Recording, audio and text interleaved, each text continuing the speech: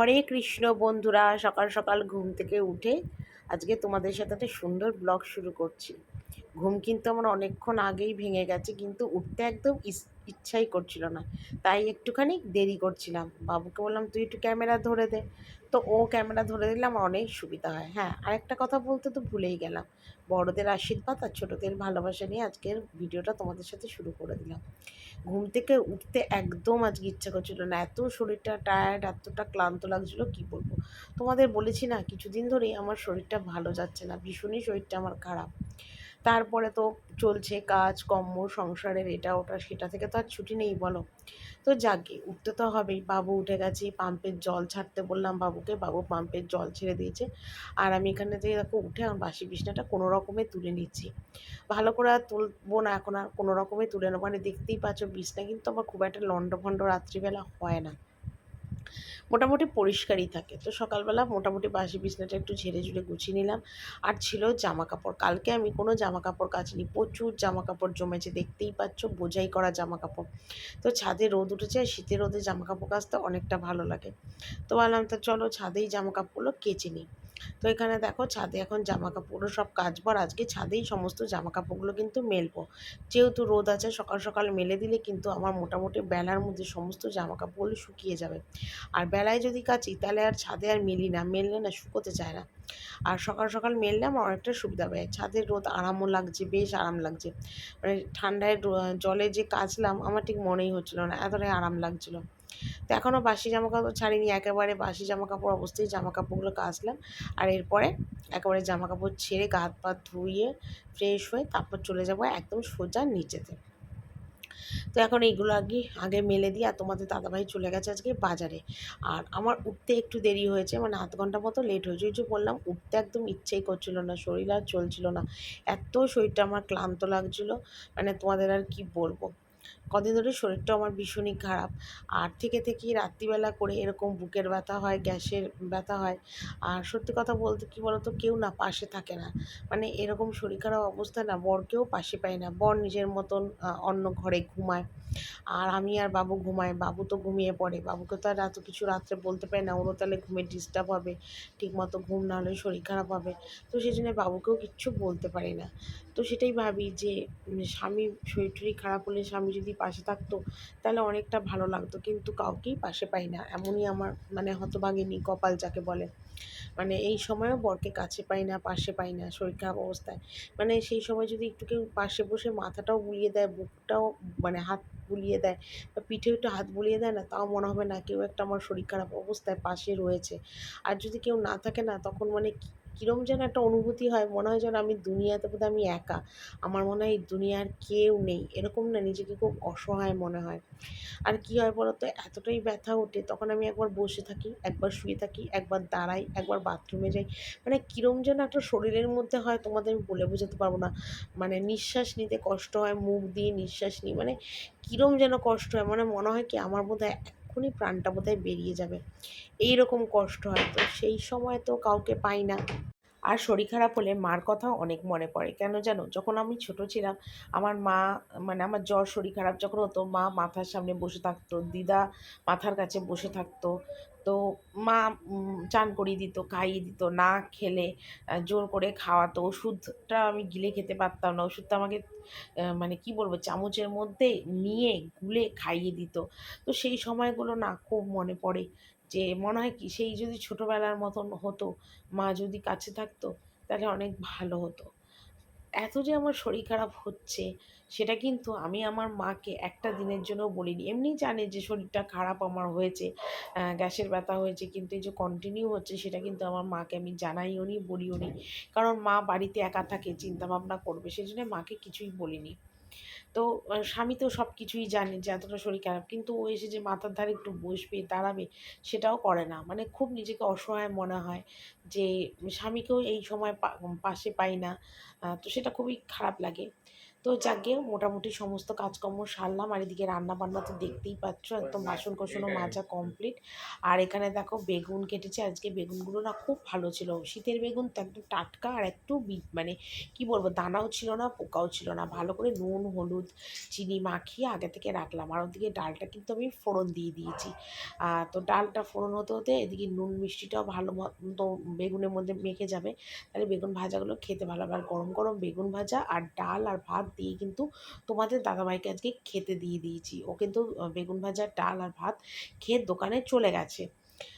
তো মানে এখনও যায়নি আর কি, যেহেতু পরে মানে এডিটিং করছি তাই বলতে পারলাম কথাটা।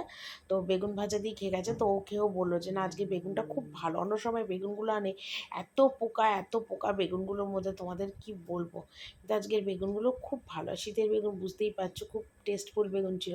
এরকম বেগুন আমার বাবুও খেতে খুব ভালোবাসে, আমার ছেলে বেগুন ভাজা ঘি দিলে আর কিচ্ছু লাগে না, পুরো দিদার মতন। আমার মাও না বেগুন ভাজা ঘি আর ভাত, ব্যাস এই যদি দাও না তুমি আমার মাকে 3 বেলা, আমার মা 3 বেলায় এই দিয়েই খেয়ে নেবে, আর কোনো কিচ্ছু চাইবে না। আর নাতিও হয়েছে ঠিক সেম একই রকম দিদার মতো, বেগুন ভাজা ঘি ভাত খেতে আমার ছেলেও ভীষণ ভালোবাসে। ঘি দেখলে ঘি ছাড়া মানে অন্য কিচ্ছু খাবে না, এতটা ভালোবাসে। কিন্তু রোজ রোজ তো আর বেগুন ভাজাটা করি না, যে নিরামিষের দিনে একটু লাগে বেগুন ভাজা পটল ভাজা আলু ভাজা, একটু ভাজা টাজা না হলে ঠিক ভালো লাগে না ডাল দিয়ে খেতে। আর এদিকে সাদা তেলে না বেগুনটা ভাজছি, কেন বলো তো, সাদা তেলে বেগুন ভাজলে বেগুনটা না মানে তেলটা পুড়ে যায় না, তো সেই জন্য সাদা তেলে বেগুনগুলোকে ভাজছি। তো মোটামুটি আমার রান্না হয়ে এসছে, তো ভাবলাম কি যে বেগুন টেগুন ভাজা হয়ে গেছে, তো ভাবলাম কি ফ্রিজটা একটু মুছে নিই। অনেক দিন হয়েছে ফ্রিজটা আবার মুছি না, নিরামিষ ফ্রিজ ছিল তো একটু আমিষের ছোঁয়াচানি হয়েছে, তো সেই জন্য ঝপাঝপ করে ফ্রিজটা একটু মুছে নিচ্ছি। আর সত্যি কথা বলতে কি, যে সকাল থেকেই যতই কাজকর্ম মানে তাড়াহুড়ো করে করি না কেন বা টাইম মতন করি না কেন, কি জানি কেন সেই আমার একটা কাজের মধ্যে লেট হয়ে যাবেই যাবে, আর কোনো কথা হবে না। কেন কি জানি বুঝে উঠতে পারি না, ভীষণ লেট হয়ে যায় কাজের মধ্যে। তো যতটাই টাইমে চেষ্টা করি না কেন তবুও এরকম হয়। আর শীতের বেলা বুঝতেই পারছো ছোটো, জানি না কীভাবে টাইমে সমস্ত কাজ মেটাবো বুঝতে পারছি না। তার মধ্যে দেখো এই সারাদিনে কাজকর্ম ব্লগ ভিডিও এডিটিং, মানে কত রাত্রে শোয়া বুঝতেই পারো, মানে শরীরটা আর এক সময় না আর চলে না। কিন্তু দেখো এতটা শরীর খারাপও আমার যে হয় না, তারপরের দিন উঠে কিন্তু আমি ভিডিও করা কিন্তু বন্ধ করি না, কন্টিনিউ কিন্তু ভিডিও আমি করে যাই। তো একটু গরম গরম পাঁপড় ভাজছি, নিরামিষের দিনে একটু পাঁপড় ভাজতে মানে পাঁপড় ভাজা দিয়ে ভাত খেতে খুব ভালো লাগে। তো এখানে দেখো পাঁপড় ভাজছি, তো বাবুর খাওয়া হয়ে গেছে, তো বাবু খেয়ে উপরে চলে যাচ্ছিলো, তো বাবুকে বলছিলাম বাবু তুই একটু ক্যামেরাটা ধরে দে, তো পাঁপড়টাও ভেজে নিয়েছি, নিয়ে একদম প্যাকেট করে রাখবো। তো সকালে যে বাসনগুলো মেজেছিলাম সেগুলোই আবার এখন একটু গুছিয়ে নেবো ভাবলাম, দেখতেই পাচ্ছ এক ঝুড়ি বাসন, আর আমার তো বাসনের মেলা বসে যাকে বলে। তো যাকে সেগুলোকে এখন গোছাবো, আর রান্না কিন্তু আমার একদম কমপ্লিট হয়েই গেছে বলতে পারো। তো ওই টুকিটাকি কিছু কাজ থাকে, সেগুলো একেবারে রান্নাঘরের কাজগুলো কমপ্লিট করে তারপর কিন্তু আমি চলে যাই ওপরে। তারপরে এদিকে দেখো অনেকগুলো বাসন রয়েছে, সেগুলোকে গুছবো। তারপরে আজকে আবার লাল বালতিটা একটু মেজে দিয়েছিলাম সকালবেলা, সেটাও জল টল ভরে আবার রেডি করে রেখেছি। টুকিটাকি অনেকগুলো কাজ থাকে, আর কিছুদিন ধরে নিরামিষ রান্নাও আবার হচ্ছে, মানে থেকে থেকে নিরামিষ রান্না হচ্ছে, যার জন্য একটু তাড়াহুড়ো মানে হচ্ছে না, কাজকর্মগুলো একটু স্লোভাবেই হচ্ছে। আর এই হলো কথা। তারপর শরীর ভালো না থাকলে দেখবে কোনো কাজকর্ম করতে কিন্তু মন চায় না, একদম মন চায় না। আমার ক্ষেত্রেও ঠিক তাই হয়েছে, মানে কি বলবো আর তোমাদের, মানে মানে মনের জোরে, আর সত্যি কথা মনের জোরেই বলতে পারো আমি কাজকর্মগুলো করছি। তারপর কোমরেও প্রচণ্ড ব্যথা, স্পন্ডালাইটিস, মানে সব মিলিয়ে মিশিয়ে আমার খুবই শরীরটা খারাপ যাচ্ছে।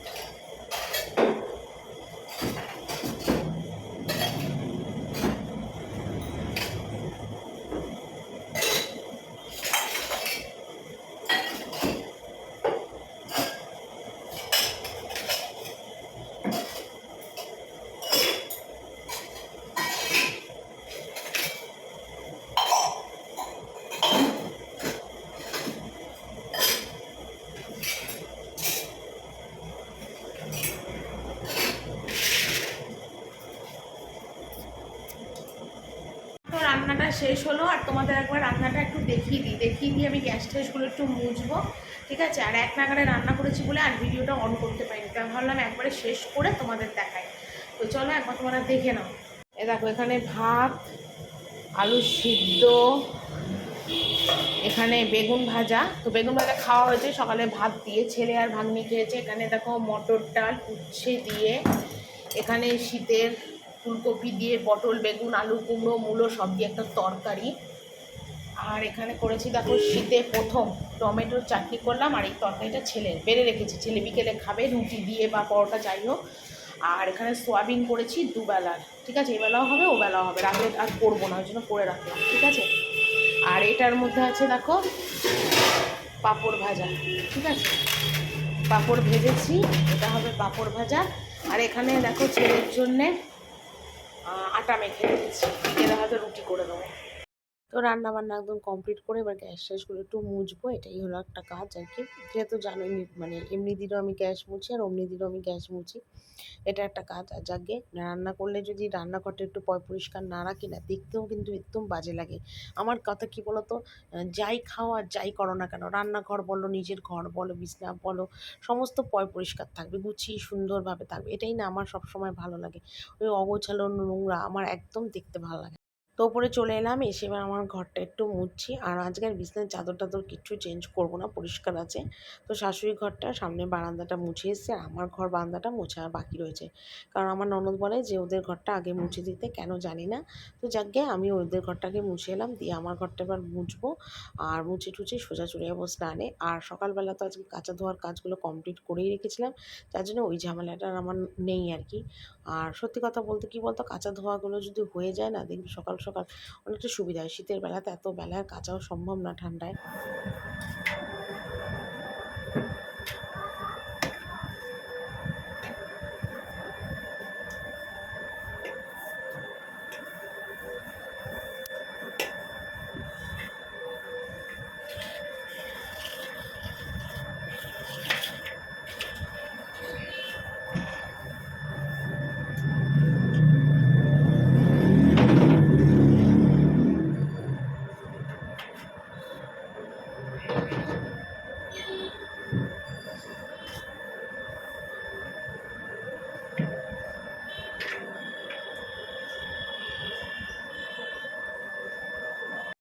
তো চান করে চলে এলাম, আর আজকে এই ঘরের চাদরটা একটু তুলবো, যেটা আমি সকালবেলা করি। তো আজকে ভাবলাম যে না, হাতে যখন একটু টাইম আছে, এই ঘরের চাদরটা একটু চেঞ্জ করে দিই। এমনি পরিষ্কার ছিল, কিন্তু সপ্তাহে সপ্তাহে একটা করে চাদর চেঞ্জ করি।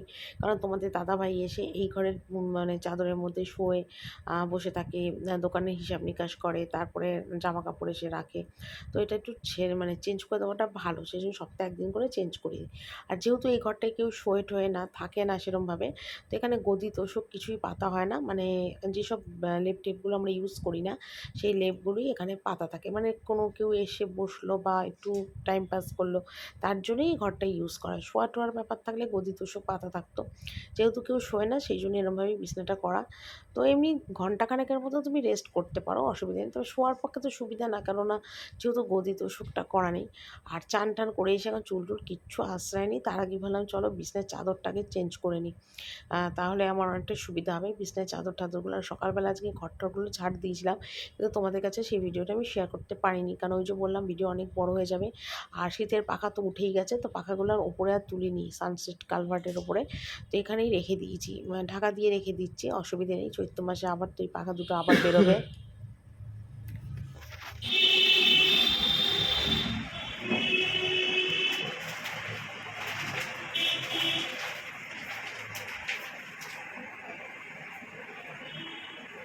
No va, va. ¿Qué va acá?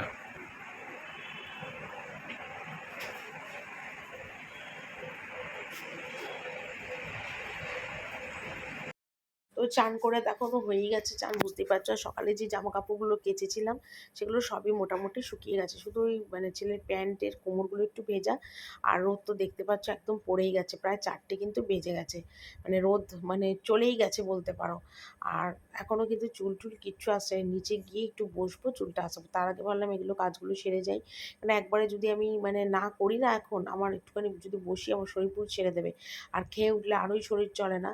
তো ভাবলাম চলো আগে এই কাজগুলো কাজগুলো সেরে নিই, নিয়ে তারপর দরকার হয় 10 মিনিট রেস্ট করে একবারে খেতে যাব। তো সেই জন্য ছাদের কাজগুলো কমপ্লিট করে দিলাম। আর এরপর ঠান্ডা পড়ে যেহেতু যাচ্ছে, জামাকাপড়গুলো যাও শুকোবে সব রোদে, মানে ঠান্ডায় আরও ঠান্ডা হয়ে যাবে। তো সেই জন্য ভাবলাম চলো আগে জামাকাপড়গুলো তুলি, তারপর বাকি কাজ। তো এদিকে দেখো রুটি করে নিয়ে এসেছি, আর আজকে রুটিগুলো একদম ছোট্ট ছোট্ট করে রুটি করেছি। বাবু না বেশি মোটা রুটি একদম খেতে পারে না, মানে ছোট্ট ছোট্ট পাতলা পাতলা আটার রুটি হবে সেটা খাবে, আর মোটা আটার রুটি হলে না খেতে পারে না। আর ময়দা রুটিটা খায়, আর ময়দা আটার পরোটাটাও খায়, কিন্তু রুটিটা খেতে একটু প্রবলেম করে, তার জন্য। আর বাবু দেখে খুব খুশি হয়েছে যে একদম পাতলা পাতলা ছোট ছোট রুটি, সেটাই আমাকে আর কি বাবু বোঝানোর চেষ্টা করছে। আর দুপুরে যে পাঁচ তরকারি করেছিলাম সেই তরকারিটাই বাবুকে দিলাম এখন খেতে। আর বাবু কিন্তু এরকম মানে পাস্তা তরকারি, আর বিশেষ করে ফুলকপি ভীষণ ফেভারিট, খেতে খুব ভালোবাসে। আর বাবুর খেতে খেতেই আজকে ব্লগটা এখানে শেষ করলাম। সবাই ভালো থেকো, টাটা।